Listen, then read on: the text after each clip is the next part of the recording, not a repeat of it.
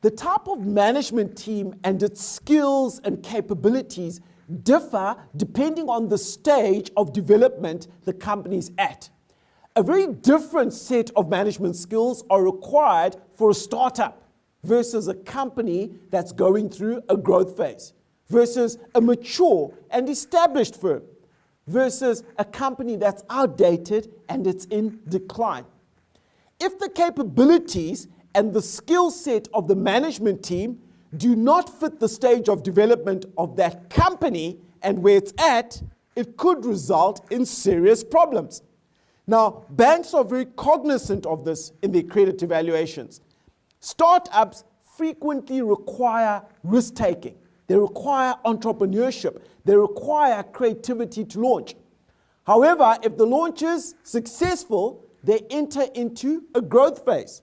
That requires processes to be established, people to be recruited and managed, a governance structure to be put in place, and a consistent and reliable product or service to be produced. The skill set in the growth phase is very different from the startup phase. The management team needs either to adapt or bring in additional management capacity with these required skill sets.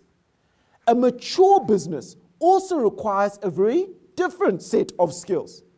The ability to deal with complexity, guiding and managing a large and sophisticated company, potentially a multinational company operating in other jurisdictions and in varied markets. The ability to interact with regulators and political principles. These are key to a mature company and not that important, really, to a startup. When evaluating a credit application, you're going to have to ask yourself, where is this company in terms of its stage of development? Does the management team have the requisite skill set for the current stage and potentially the next stage? And how do these responses increase or compromise your confidence in extending a loan to that company? In doing this analysis, you also need to keep in the back of your mind the stage of decline that characterizes many failed companies. It usually starts with arrogance and hubris from earlier success. These lead to the pursuit of growth, but in a manner that's not disciplined. And then when problems arise, there's widespread denial of the risk and the danger the company faces.